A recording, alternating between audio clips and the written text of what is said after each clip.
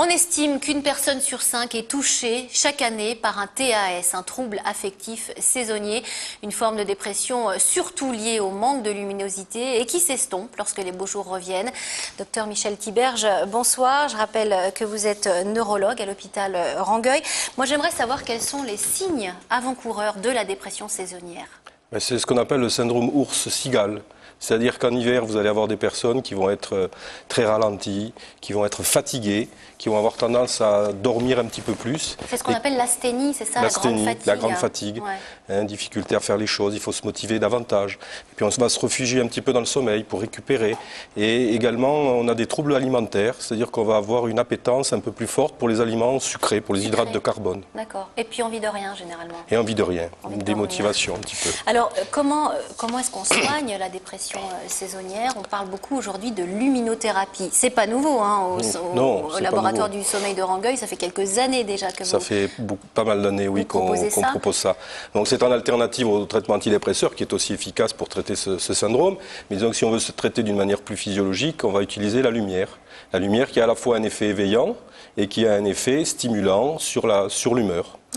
C'est aussi la lumière un synchroniseur de vos rythmes biologiques. Donc alors comment ça se passe concrètement? On est 1 heure sous une lampe Alors concrètement, il faut d'abord l'appareil de photothérapie que l'on peut trouver soit en location en pharmacie ou par des prestataires de services ou que vous achetez dans les grandes surfaces, ça existe aussi.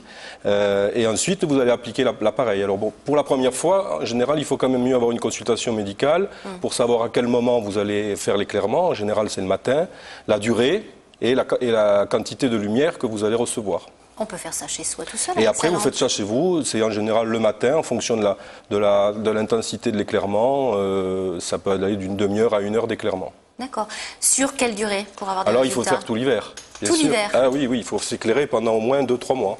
3 mois minimum. Quelles sont les personnes types qui consultent aujourd'hui? Est-ce que c'est tout le monde? C'est tout le monde, mais c'est plutôt des femmes.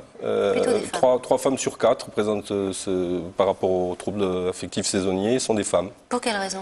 On ne sait pas. Peut-être une sensibilité plus marquée de leur rythme biologique à la lumière. Ouais. Est-ce que ça veut dire qu'une personne qui va vous consulter pour un trouble comme ça dans l'année, chaque année, il va falloir qu'elle se dise... Exactement. C'est-à-dire que c'est lié à la photopériode. Donc, dès que la photopériode va diminuer, donc au changement d'heure d'hiver vers le mois d'octobre, la personne va tomber dans cet état de dépression saisonnière. Donc, chaque hiver, il va falloir qu'il s'éclaire. Donc, en général, la première année, donc, il loue l'appareil pour voir si ça fonctionne. Ça fonctionne à peu près dans 65% des cas. D'accord, c'est ce que j'allais vous demander. Les résultats avec du recul. Il y a quand même 35% des personnes chez qui ça ne marche pas. Mais dans 65% des cas, il y aura des bons résultats, totaux ou partiels. Et donc, chaque année, il faudra qu'il se rééclaire au moment de l'automne. Alors, pour ceux pour qui ça ne marche pas, qu'est-ce qu'on conseille? Pour ceux qui ne marchent pas, on tombe dans les traitements classiques d'antidépresseurs pour la durée de l'hiver. Est-ce que des enfants consultent pour ce genre de problème? Est-ce que les enfants souffrent du manque de lumière? Non, je n'ai pas... Enfin, il faut dire aussi que je suis qu'adulte, donc j'ai peu de consultations pédiatriques, mais dans ma pratique, en tout cas, je n'ai pas eu d'enfant qui est consulté pour ce genre de problème. Et est-ce que vous avez de plus en plus de demandes? Parce qu'on en parle de plus en plus. Oui, on a de plus en plus de demandes, parce qu'il y a d'autres indications. Il y a aussi tout ce qui est rythme chronobiologique, donc pour les gens qui travaillent la nuit, pour se recaler plus vite. Alors ça, on se sert aussi de la luminothérapie? On peut se servir de ça, les gens qui voyagent, les professionnels qui changent donc avec le jet lag, tous les voyages transméridiens. Et puis il y a aussi des applications qui sont maintenant pointées dans le sommeil de la personne âgée. Puisque vous savez qu'il y a des troubles aussi du sommeil chez la personne âgée. Donc on a montré qu'il y avait un manque de mélatonine et on peut, par la lumière, stimuler la mélatonine. Donc c'est des indications qui sont en voie de développement. Et également, c'est très important, chez les personnes qui ont des démences de type Alzheimer.